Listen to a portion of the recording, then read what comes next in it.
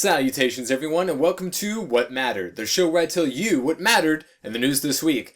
Not only can J.J. Abrams keep a secret about a movie sequel in production, a bunch of Star Wars secrets, he also knows the Colonel's secret recipe, the ingredients to Coca-Cola, as well as what really happened to JFK. Spoiler alert, it was Kylo Ren.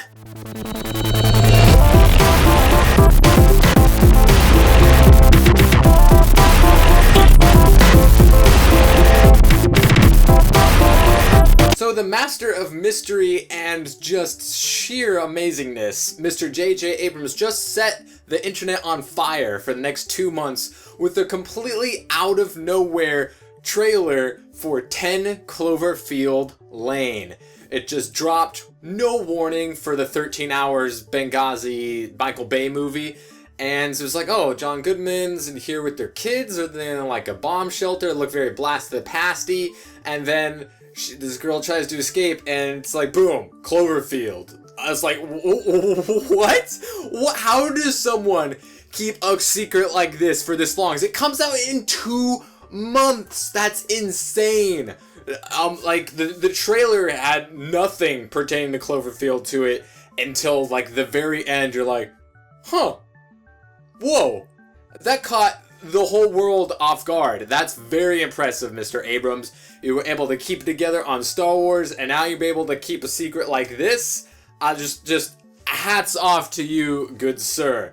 I actually liked the first Cloverfield movie. Obviously, when that first teaser came out, the code name was Cloverfield. That wasn't even going to be the movie's name. But like after a while, they're just like, shit. Like we have no idea what to call it. Let's just stick with Cloverfield, because it was the name of some street that one of the writers or director or whatever was working on or lived on or something.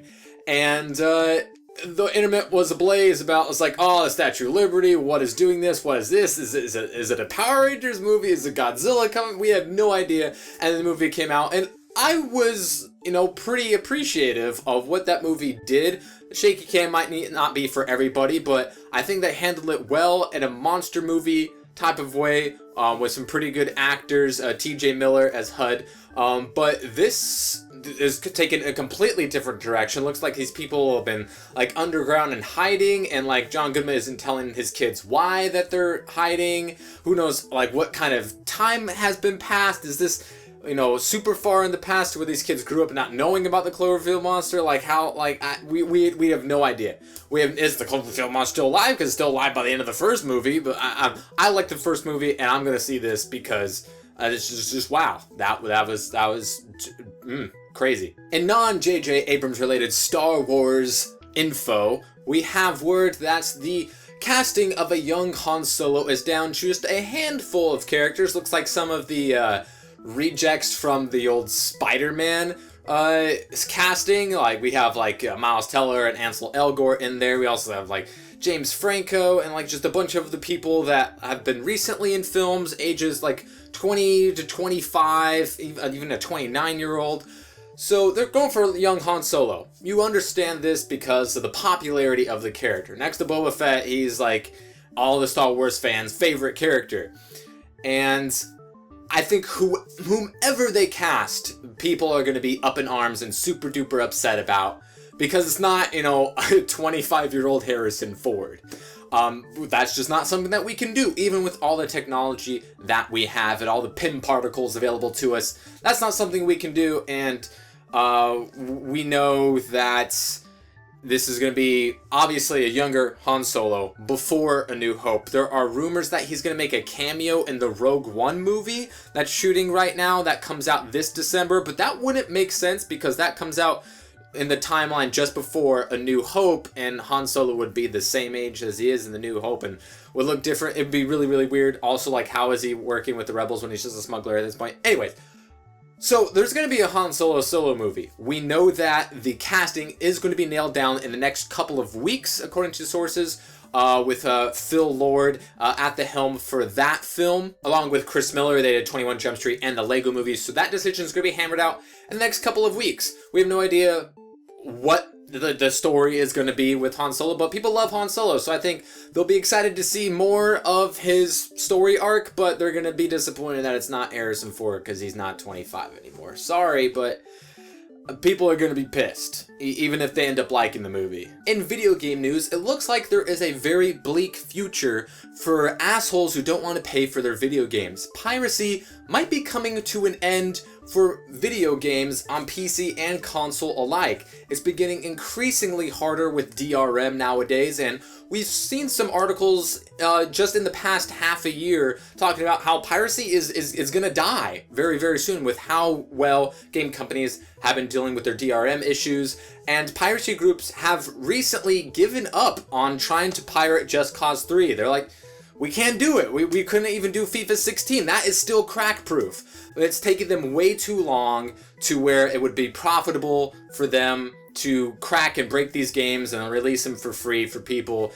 Game devs are getting smarter about things, and they're introducing more punishments to pirated games, which, you know, many different companies deal with different ways to make the game unplayable or just insanely unfair or unbeatable.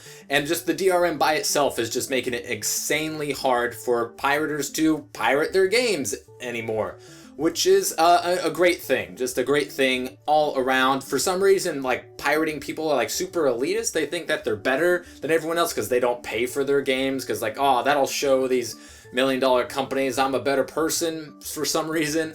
So that's really cool to see. Maybe they don't give up on some games, and maybe they crack one or two, but piracy is definitely on the decline and may be extinct in the very near future. So that's very, very good news for all parties involved, except for assholes who are just stealing things all the time. A lot of money, just stolen. Fuck 'em. If you're an awesome sauce person like me and you follow Mr. Kevin Conroy on the Twitter, you may have seen this picture, him hanging out with Mark Hamill. We know they've done lots of work in the past. We got Batman and Joker right there from the animated series and all the Arkham games and just all of the great stuff. And seeing them together probably wasn't a coincidence. We know that DC is working on The Killing Joke for their next animated feature. We know that Kevin Conroy is super on board. And the rumors since July have been that Mark Hamill's coming out of his Joker retirement to do The Killing Joke because everybody loves The Killing Joke. If you don't know The Killing Joke storyline, I'm going to save you some time right here. Just go on Amazon or Barnes & Noble, buy yourself a copy, and read it because you're welcome. The Killing Joke is a fantastic storyline, very held dear to many a Batman and Joker fans alike.